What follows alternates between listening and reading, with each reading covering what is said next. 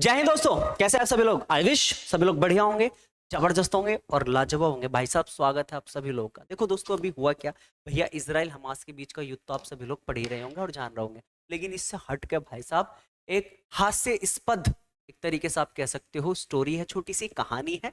जानोगे तो भैया बहुत मजा आएगा। एक बार बस ध्यान से सुन लो। ये क्या लिख रहा है अभी छोड़ो, चलो फिर भी मैं बता देता हूँ इसमें क्या है और फिर अपनी भाषा में कन्वर्ट करते हैं इसको। भैया हुआ ये कि एक कार्गो जहाज जो कि टर्की से होता हुआ, रेड सी से होता हुआ जब यमन के पास पहुंचा, तो यमन के अंदर ही एक होती रिबेलियन है, मतलब रिबेल एक तरीके से बोलने वाले खुद को कि भैया हम होती रिबेल है एक तरीके से। तो उन्होंने उस कार्गो शिप को हाईजैक कर लिया है, जिसमें लगभग 25 लोग थे। और उस होती रिबेल का कहना है उन लोगों का कि सर ये जहाज इजराइल का था और इजराइल जिस तरीके से हमास को टॉर्चर कर रहा है, उसी के विरोध में हम इसको क्या कर रहे हैं, कैप्चर कर रहे हैं। देखो कितनी सुंदर नहीं, मतलब इन्होंने एक कार्गो जहाज कैप्चर किया है जिसमें 25 लोग हैं। और क्यों कैप्चर किया, क्यों हाईजैक किया है? क्योंकि इजराइल हमास पर क्या कर रहा है, अत्याचार कर रहा है। तो अभी सुनो, ट्विस्ट अभी बाकी है मेरे दोस्त, कहां जा रहे हो सुनो। पहले ही न्यूज देख लेते हैं फॉर्मेलिटी के लिए कि भैया क्या हो रहा है। यमन जो होती है, रिबल्स जो हैं, इन्होंने क्या किया, हाईजैक कर लिया Israel linked ship in the Red Sea and take 25 crew member, 25 लोगों को होस्टेज एक तरीके से बंदी बना लिया है। ठीक है चलो कोई बात नहीं, कोई बात नहीं। उसके बाद अगली न्यूज, मतलब इसी में ही है, 20 तारीख की ही न्यूज है। Yemen Houthi rebel hijack India bound, मतलब वो जहाज इंडिया आ रहा था तो उसको कैप्चर कर लिया यार बेचारे को, क्योंकि भैया इंडिया कुछ कोड करा रहा होगा भैया। Red Sea 25 crew member hood, okay done. Yemen Houthi rebel research cargo ships in Red Sea, लाल सागर में क्या कर लिया, कैप्चर कर लिया। लाल सागर अगर किसी को नहीं पता है तो भैया एक बात मैं आपको दिखा देता हूं कि भैया रेड सी है किस तरफ, अदन की खाड़ी रेड सी किस तरफ है। एक बार आप देख लोगे तो आपको थोड़ा सा आइडिया लग जाएगा कहाँ जा रहा होगा, है ना। तो जैसे हमारा ये मैप है, देखो बड़े ध्यान, जैसे ये मैप है, अब इस मैप में ध्यान से देखना अब क्या हो रहा है।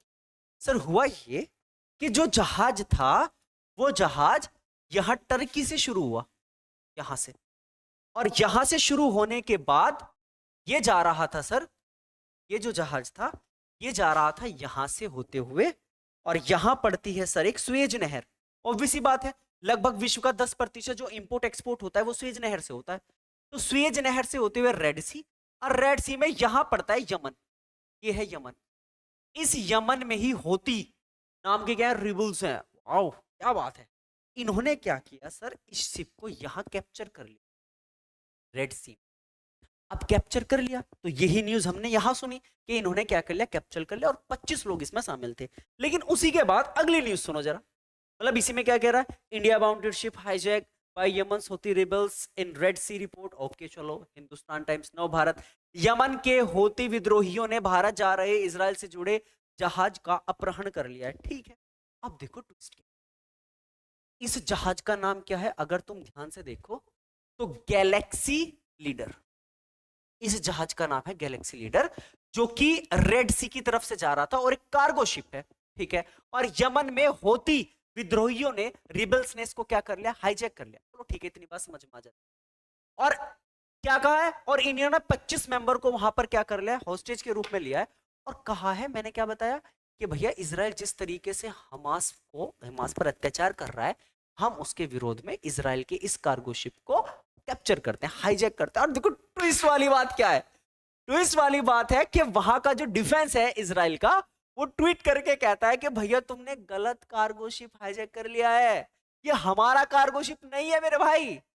वो ये बोल रही है। तो इसकी बात क्यों है कि जो इजराइल डिफेंस फोर्सेस है उनमें ये देखो, it is not an Israeli ship, ये इजराइल का शिप नहीं है, बल्कि ये टर्की से होके जा रहा था भैया, कार्गो शिप है तो सामान वगैरह होंगे, स्वेज नहर को क्रॉस कर रहा था। स्वेज नहर जो सबसे लंबी नहर है, वो भी कौन से वाली, व्यापार की दृष्टि, अकॉर्डिंग टू ट्रेड, विश्व का लगभग 10% ट्रेड स्वेज नहर से ही होता है। और स्वेज नहर भूमध्य सागर को लाल सागर से जोड़ती है और मिस्र से होके जाती है। इसलिए मिस्र को ट्राई जंक्शन एरिया भी कहते हैं, क्योंकि 3 कॉन्टिनेंट को जोड़ने का काम करता है। तो मेडिटेरियन सी से जब भी कोई हिंद महासागर की तरफ आता है तो उसको स्वेज नहर, फिर रेड सी, और फिर अदन की खाड़ी को क्रॉस करना होता है। उसी को क्रॉस करके बेचारा ये आता, तो यमन वालों ने, या यमन में जो होती रिबल्स है, उन्होंने उसको क्या कर लिया, कैप्चर कर लिया। और कैप्चर का कारण मैंने तो बताया, वो कह रहे हैं कि इजरायली शिप है, और इन है इसमें जो 25 होस्टेज उन्होंने बनाया ना वो इजराइल के हैं, जबकि इजराइल की डिफेंस बोल रही है कि उसमें एक भी क्रू मेंबर हमारा था ही नहीं भैया, 25 के 25 विदेशी है, हमारा कोई मतलब नहीं है, तुम्हें जो करना है वो करो। भाई इसका मतलब तो यही हुआ ना, जो करना है वो करो, हम पर रत्ती भर फर्क नहीं पड़ता, सिंपल सा मतलब है। तो आप ये देखो यहाँ पर समझने वाली बात क्या है? समझने वाली बात ये है कि जो अरब वाला एरिया है, जहां हम अभी देख रहे थे कि अरब वाला इंटरफेयर नहीं कर रहा है इसराइल और हमास के वॉर में, वो अब इंटरफेयर करना शुरू कर दिया है। और जब इंटरफेयर शुरू कर दिया है तो इंटरफेयर भी किस तरीके से कर रहा है, मतलब कैप्चर कर रहा है चीज, इंटरफेयर भी मतलब बोल नहीं रहा, इंटरफेयर कर रहा है। अब यमन है तो यमन के अंदर पाल तो यमन वाले ही रहे होंगे ना, ईरानी ही पाल रहे होंगे, ऑब्वियस सी बात है। तो इस पर सवाल खड़े हो रहे हैं कि सर आप इस तरीके की हरकत क्यों कर रहे हो? अगर आपको सामना करना ही है तो डायरेक्ट करो यार, ये हाईजैक पाईजैक करके क्या कर लोगे तुम? यही बात मैं हमारा अगर कोई दुश्मन हो उसको भी बोल रहा हूँ, अब भैया कोई गाली लिख लो, कुछ भी कर लो, फुल सपोर्ट इसराइल को है, मैं कह रहा हूँ, ठीक है, खूब गाली दे लियो, लेकिन सच बात यही है यार कि गलती हमास की है और हमास को घुटने टेकने होंगे। अब चाहे पूरा अरब वाला रीजन इसराइल के क्या हो जाए, विपरीत हो जाए।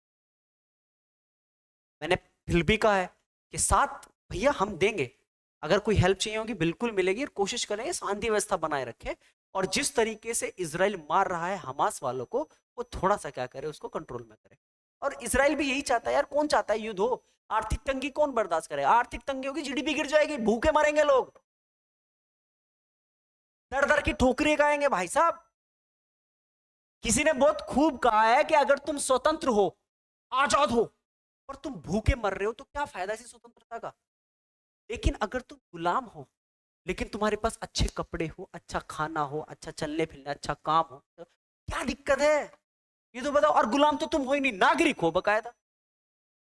लेकिन इस तरह की हरकत भैया मुझे नहीं लगता कि इससे कोई फायदा होगा, वो भी इसराइल के लिए तो भैया कतई नहीं होगा। तो मेरा एक सजेशन है कि भैया अगर आपको ये काम करना ही है तो डायरेक्ट करो, इसको मारना है डायरेक्ट जाओ, हाँ भाई इतने खत्म करो कहानी। अब इस तरीके से हाईजैक करके आप क्या साबित करना चाहते हो? You are powerful? नहीं होगा सर, क्योंकि हम समझ चुके हैं। बस ये कहना था कि भैया हाईजैक पाईजैक से कुछ नहीं वाला, करना है तो और कुछ बड़ा करो। ठीक है ना, ठीक है, चलिए take care, tata bye bye, मिलेंगे आप सभी लोगों से कुछ ऐसी ही थोड़ी सी बेवकूफ़ी वाली न्यूज़ से। ठीक है, चलिए बाय बाय, टेक केयर।